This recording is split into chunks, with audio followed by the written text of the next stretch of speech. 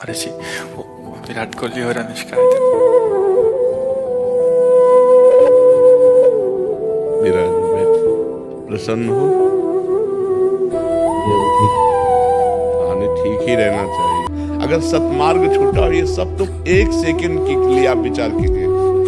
अब अपना सुधार करो, अपने जीवन को सत्य में ले आओ, तो अगला जो होगा वो बहुत जोर का होगा। चाहे जन्म हो श्रीवान कुलवान धनवान वैभव संपन्न ऐसे, और भक्ति की अनुकूलता, भक्ति की अनुकूलता, खास बात श्रीवान धनवान कुलवान नहीं, खास बात भक्ति की अनुकूलता।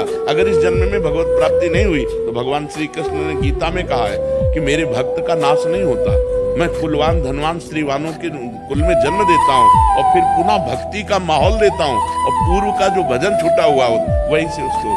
अब बिल्कुल ऐसे ही रहो जैसे रह रहे हो, बिल्कुल संसारिक बन करके रहो, लेकिन अंदर का चिंतन आपका बदल जाए। अंदर के चिंतन में आपकी यश की भावना न रह जाए, अंदर के चिंतन में आपको धन बढ़ाने की भावना न रह जाए, अंदर का चिंतन हो जाए प्रभु बहुत जन्म व्यतीत हो गए, अब एक बार आपसे मिलना चाहते हैं, एक बार आपसे मिलना चाहते हैं प्रभु, मुझे आप चाहिए, अब संसार नहीं।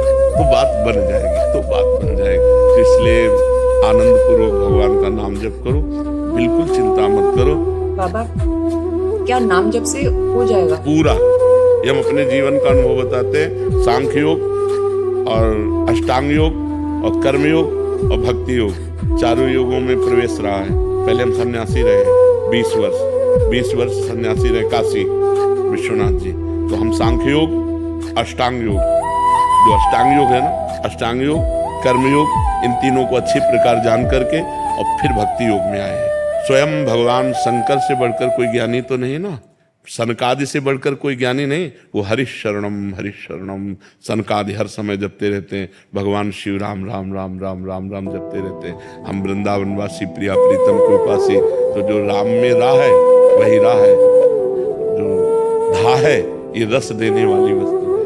तो हम राधा राधा राधा राधा, मतलब आप ये समझो कि हमारी इतनी तार्किक बुद्धि नहीं, हमारी श्रद्धालु बुद्धि नहीं रही। सन्यासी की जो बुद्धि होती है वो तर्क प्रधान होती है, कसौटी पर कसने पर। तो हम केवल भावुकता में राधा राधा का प्रचार नहीं कह रहे कि हमने सुना और ऐसे ग्रंथों में पढ़ा, ऐसे कह रहे, स्वयं स्वाद लेके कह रहे और विश्वास के साथ कह रहे कि यदि आप राधा राधा जपते हो तो इसी जन्म में भगवत प्राप्ति हो जाएगी, इसी जन्म में। जैसे किसी से कहा जाए कि तुम सत्य बोलो, मंदिर में चढ़ के बोलो, तो हम मंदिर में नहीं, हम वृंदावन में बैठे हैं। करोड़ों मंदिर इसकी समानता नहीं कर सकते, भगवान का परम धाम है। अगर राधा राधा नाम चल रहा है तो इसी जन्म में भगवत प्राप्ति हो जाएगी। हमारी आखिरी श्वास यदि राधा, तो मुझे श्री जी की प्राप्ति, भगवान की प्राप्ति हो जाएगी। इसमें कोई संशय नहीं और किसी साधनों की कोई आवश्यकता नहीं। आप केवल अंदर ही अंदर चलाइए और लिखिए। देखो, हम जो कह रहे हैं उसको समझो।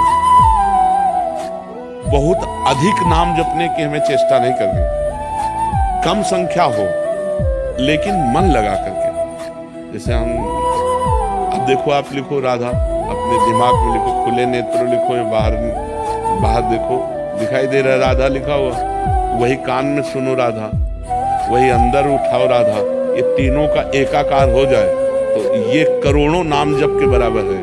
देखो, जैसे हम बोला राधा, ऐसे हम 1000 राधा नाम बोले तो हम बोला राधा, ये उपांशु है, इसे उपांशु कहते हैं। राधा राधा राधा राधा 1000 बार, ये उपांशु। अब ये ऐसे उपांशु हम 10,000 बार जप करें, अंदर